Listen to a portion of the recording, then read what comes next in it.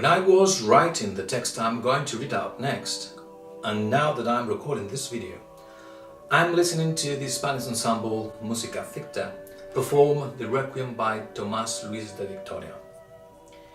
And I chose this music for practical reasons. Victoria was born in the province of Ávila.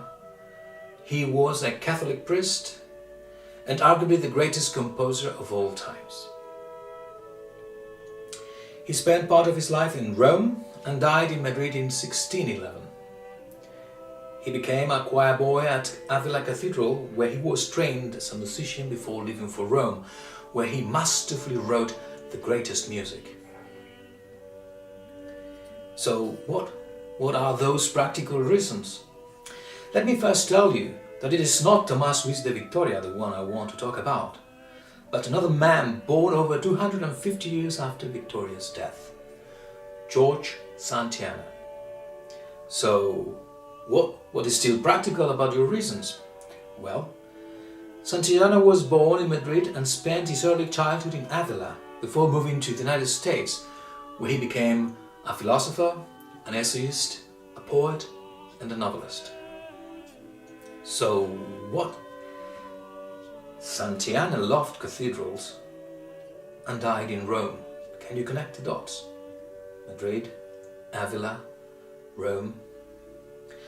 I think I should first explain how I came across George Santayana, quite a chance encounter by the way, whom I had never heard of in my life. Of course, since he died in 1952, I do not mean I met him personally unless I were dead, knock on wood, and had that strange power of coming back to life from the afterworld.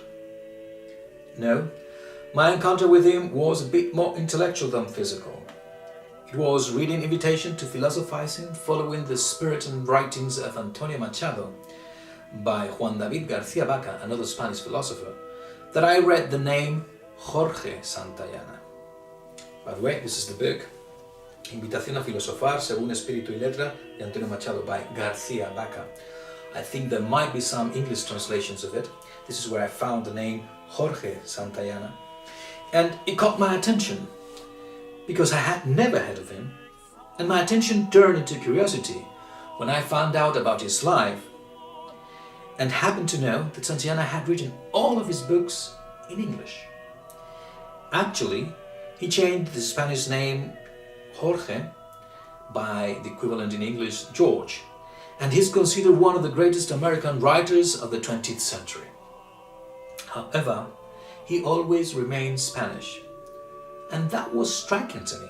Was it possible that Spanish born in 1863 would turn into an American man of letters? After a little research I did, I managed to buy one of his books, Persons and Places, at Menos 10, a little second-hand bookshop in Madrid downtown.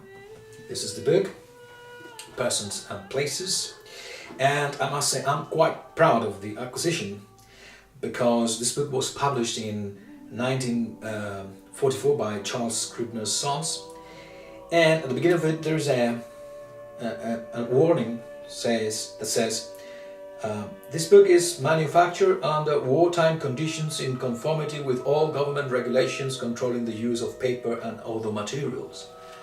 That is, Second World War. So, I bought this book because I wanted to try and see whether he really was such a good writer as they said.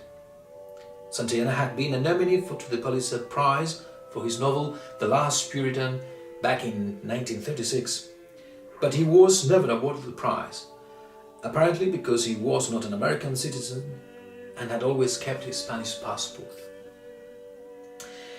And what a great writer he is indeed.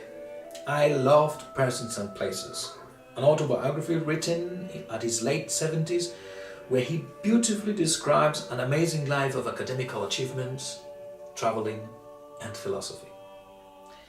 The book is divided up into 16 chapters where he speaks about his origins in Spain, his teenage years in Boston, his achievements at Harvard University as an adult, and his later return to Europe when he quitted his professorship in Harvard at age 48.